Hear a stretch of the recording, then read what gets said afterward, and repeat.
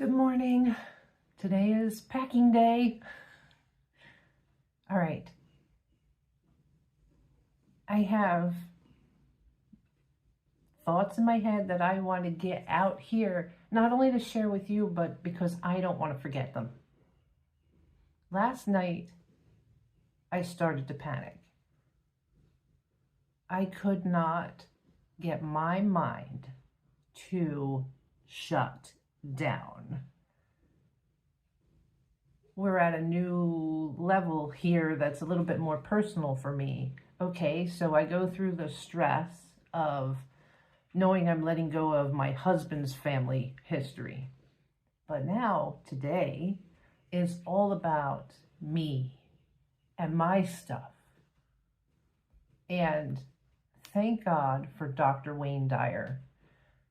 He is now deceased, but he was a fabulous philosopher, motivational speaker, and if you've never heard of him, please go onto YouTube or even YouTube Music, because that's where I went last night to restructure the thoughts in my head, to remember and remind myself of beliefs and philosophies I've held prior to the chaos. But within the chaos, I had forgotten. I laid down, I've been going to bed, I've been forcing myself to go to bed early.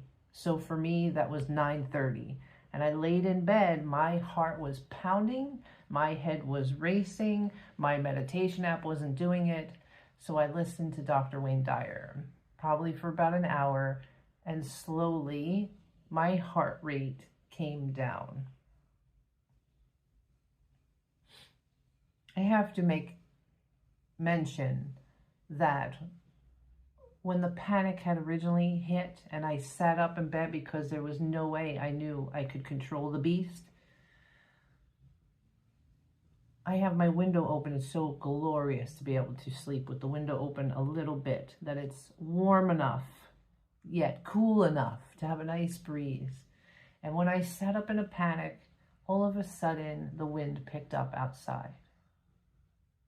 And I might lose a few subscribers here, but I totally believe that the universe will talk to you and send you messages if you're willing to hear them. And it's not like I heard voices in the wind. It was just the wind itself. It was almost like the universe kicked up the wind to like blow in my ear to say, Barbara, take a deep breath. Breathe with us. Listen to the wind in the trees. And there was something that triggered just by hearing the breeze that I calmed down. And that's when I turned on Dr. Wayne Dyer. So now this morning in reflection, I want to talk about a few things. Attachment, preparedness, and dopamine.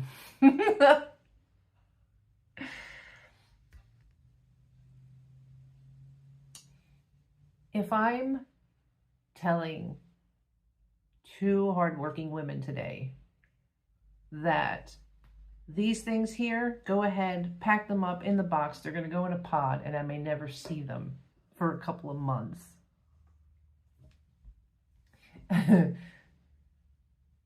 I talked about this in an earlier video. I want to scrutinize these things that they're packing, because if I don't mind seeing them for a few months, why do I even own them? Okay? When you're talking about dishes or my office desk, it makes more sense because these are utilitarian. I'm going to need them wherever I land. So yes, I can live without them here in my house during the transition, but I'm definitely going to need those where I land. But beautiful people, we love to surround ourselves with things that we believe make us feel safe and happy. It's a sense of security. And that looks different for everybody, and nobody gets to judge you or scrutinize you because of these things that you love. And as you all know, for me, journals, stickers, right? Home decor, themed out for different holidays. You know, anyway, when you're living someplace for a long time, you don't even give it a second thought. You see it somewhere and you go, ooh, yes, this thing that makes my heart go pitter patter, come home with me. That loses its sparkle though sometimes after we bring it home, right? It's the thrill of the hunt and the joy of the find. It's the dopamine hit when we see these things. I'm collecting my thoughts, trying to stay focused, talking about me, my things, squirreling them away. Do I really need them? In my discussion this morning with AI, there's a real psychological thing that happens with our brain when you wind up making micro decisions, because everything you touch and everything you look at in a transition process like this, your brain keep, donate, sell, valuable, not valuable, all those things, everything you touch, your brain physically gets tired. Chemical things happen in your brain. As a survival mechanism, what I find is happening is it gets to a certain point where the brain says, just get rid of it. And I said to AI, I said, oh, this is a dangerous conversation, because now you're telling me, you're giving me a sense of doubt that if this is just a chemical brain thing happening, then I could be potentially releasing something that once the adrenaline comes down and I'm sitting in my nice new home on my sun porch with my art studio right over my shoulder, and be like, dang it, that large spool of lace, I got rid of it. Why did I get rid of it? So now, in these different lots that I've made for the house sale and the auctioneer, now I feel like I'm going to go. My mother hated this. I did this as a child. She'd go throw something out, and where was I in the garbage going, but Mom, I wasn't done with this. I like this. You haven't played with that for years. Oh, but Mom.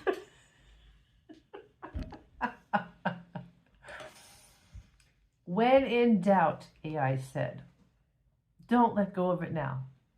Take it with you. Make the decision once you land. Yeah, that could be a very dangerous conversation. We have to come back to that spark joy conversation, I think. The other aspect, the preparedness. If you can figure out by watching my videos, and if you know me, you look at things like my adventure van and also my small little leather backpack purse that I carry. And I honestly don't carry it as often now that my husband has passed, because there's less preparedness needed after caring for my husband. But my friends would joke with me because we would be somewhere and, oh, I need a nail clipper. Oh, here you go, need a nail clipper, right? Oh, my hands are sticky. You know, we'd be somewhere where there was no access. I'd be like, oh, here, have a wet wipe. Like, whatever the situation was, it was a small bag. It wasn't a big bag, but I was very smart about what we might need. And yeah, like we could joke around. Do you have a chainsaw? Oh yeah, sure, let me. What was that bag that Hermione in Harry Potter carried? God, wouldn't we all love one of those? It's this big, but if you needed something, you could reach in there and pull it out. I like to be prepared. Come on, my adventure van. Even if I'm just going for groceries, if suddenly I have to go to the bathroom, I can use my own little potty in my own little van. No germs of the world to worry about. If I want to make myself a pot of tea while I'm out, I got the Jackery and a little mini kettle and water in my van. My van is like a little mobile home. I'm secure no matter what's happening in the world. Just get back in the van, lock the door. I am safe. I'm safe and I'm happy. That's what it's about. Safety, happiness. Panic last night, not only about attachment, but now we're talking about the fortress, the castle.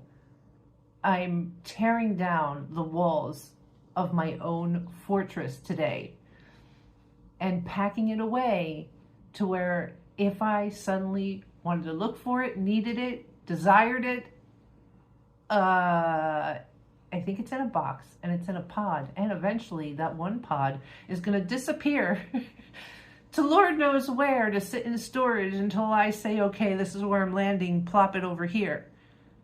Oh, that is scary. That is so scary to me.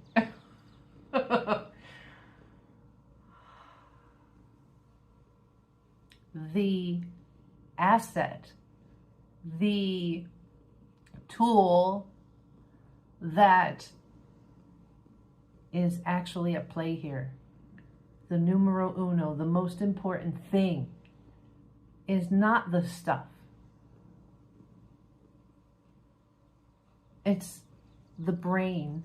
When you all have one, you all have a head sitting on your shoulder, and if you look around at the things that are bringing you safety and joy, you have them because it started as a thought. It was implemented because you had a desire and a thought that said, yes, this thing will be useful or make me happy. So I feel like there's a word escaping me because I don't really like asset. But that's the only thing that's come to mind. Is you. Is me. That even in a difficult situation, if suddenly I am without the things I would normally run to, where's my Monty Python fans? If I have a pointed stick or a banana, I will defend myself.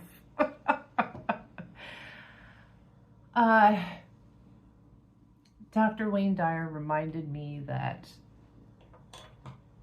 it's the power within us, right? We are not these physical bodies. We are animated by something greater than who we are. And be in awe of that. Take a deep breath with that. Recognize it. And change the way you think, because as you think, so shall you be. If you think that without these things, I am, oh, the word was right there. It was just right there. Oh, come on, brain. Susceptible? What's the word? You've thought of it because your brain's not tired. If we believe, vulnerable. Thank you, whoever said it. I heard it. If we believe that we are vulnerable, then the universe will show us every example of why you're right. But if we can take a deep breath and believe that it's all going to work out. I'm 55 years old. I'm still alive. I'm doing okay. I believe it's all going to work out for me. I may not know what it looks like, and that's the part that scares us because it's unpredictable. We don't have the globe, the crystal ball to look into. But if you come from the perspective that whatever I need, when I need it, it's going to come to me, then guess what? The universe is going to provide for you.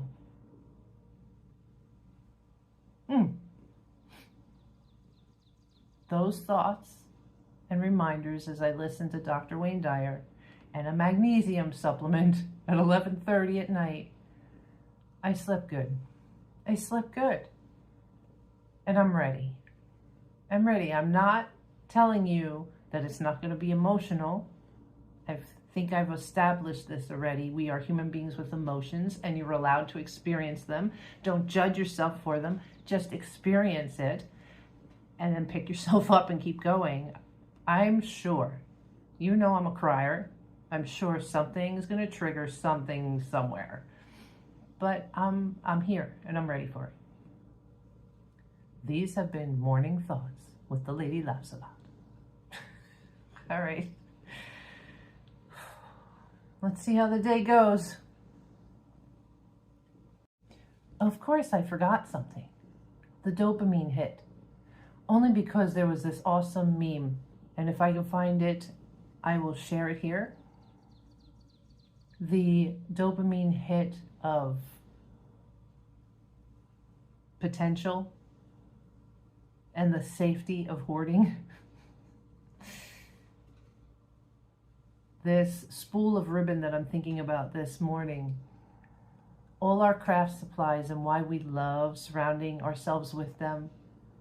We enjoy that more than the actual process of making something with them because they represent potential. In their raw form, they can be anything that we think they might want to be. That lace could be part of a new journal cover. It could be a piece in a mixed media thing. It could be tea stained or dyed or, you know. If you're a crafter listening to this, I know you know. It could be anything. And that's the lightness. Don't you feel that in your chest? I can feel that in your chest when you look at something and go, whoo! Okay, now I'm thinking of the movie Airplane where the guy took the, what do you make of this? Well, you can make a hat, you can make a brooch. I love pop culture. But then once you sit down to make something with a craft, now you have to, that engineering brain has to kick in. Now you need to make something that's a different mindset because now you have to make a choice. You have to make a decision of what this piece of lace is going to become. And the thought of taking away all the other options is scary.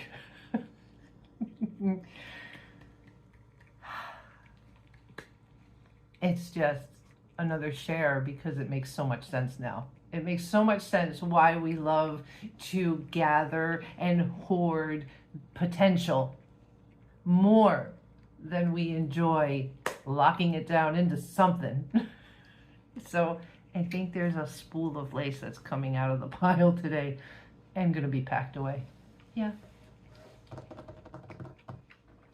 Come on, these are, you know, I'm finally going to have time. At least that's the goal, to do the things I want to do. All right.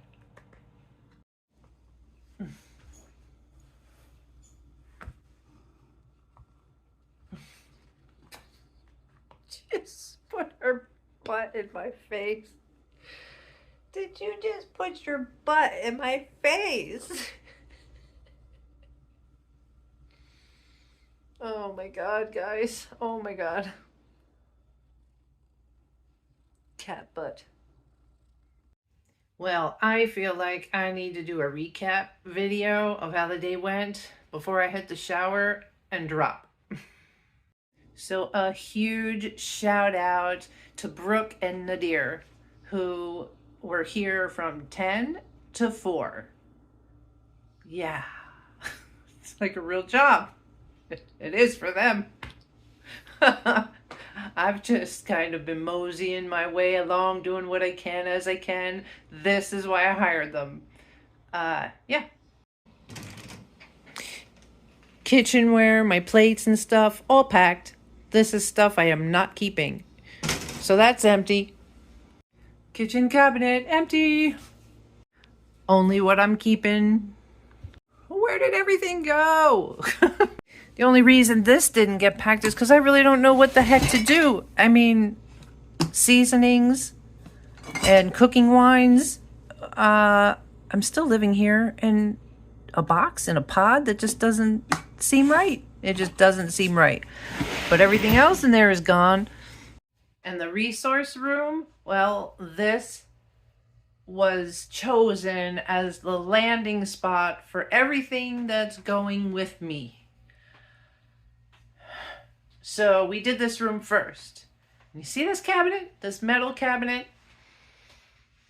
I had all sorts of jewelry in there for when I was jewelry making.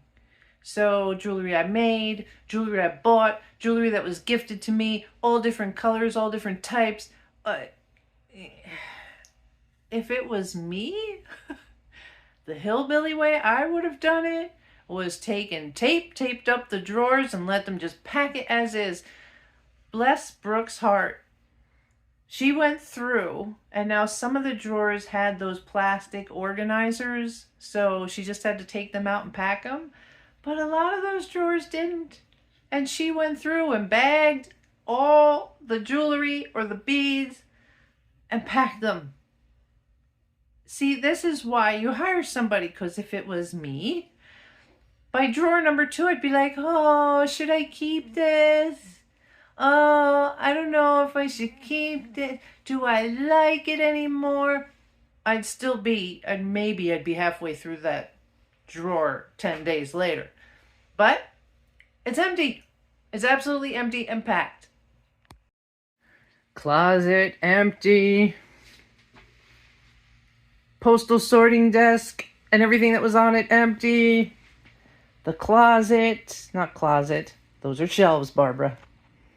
Yeah, all the magazines that I have for mixed media, packed. Yeah, so now this room is where we're shoving boxes. Empty, except for things that I'm not sure about or things they couldn't fit in a box. So they'll come back tomorrow. There's more kitchen drawers that are empty too. We did a lot in the kitchen, but I was getting decision fatigue. Absolute decision fatigue. So that's when I moved them to the back room. And the other thing, while they were doing their thing, I packed up the printers that were there. I tried cleaning off my desk a little bit. This room is hard. This room is difficult. Thank God I have that stack of boxes already done. Yeah. Shelves. Empty. Empty. Almost empty. It was a lot of work today. Yeah, they do a good job because they're wrapping all the pieces, making sure nothing's gonna break. Yeah, I just keep saying that. Yeah, I'm tired. And I didn't even do all the work. They did the work. Yeah, at one point, I sat and had my lunch and realized I could just sit there because they were doing the work. They knew what they had to do and just had to do it. Thank God I chose to do it this way. There's no way on this green earth that I would ever have gotten this far this fast. And it's only day 1. And my artwork, right? I showed you the hallway with my art lined up. To watch that being packed like museum quality pieces, protecting each piece of artwork, each canvas, and boxing it, that was phenomenal. I don't know what I was expecting. I think that was the problem. I had no idea what to expect. But everything's been taken care of with such care. So again, a shout out to Brooke and Dyer. I should be working with them all 4 days. And I'm looking for them to come back. Brooke and I, around the same age, we were geeking out together over Lord of the Rings and Star Wars and the monkeys. Yeah. It was fun. It was fun. And I only want to share this because I'm proud of myself. There are kitchen items. I'm never good at that whole pointing thing in reverse. There are kitchen items and things that I said no to. that I am letting go of. And there were things that I threw out. Yes. I'm just proud of myself for that. All right, guys, I'm done. I am gonna hit the shower. I'm gonna get something to eat. I already had my ramen at lunchtime. Yeah, day one. Laugh at life, guys. Laugh a lot. Thank you for following. That's plenty. That's plenty. Hasta mañana. Ciao.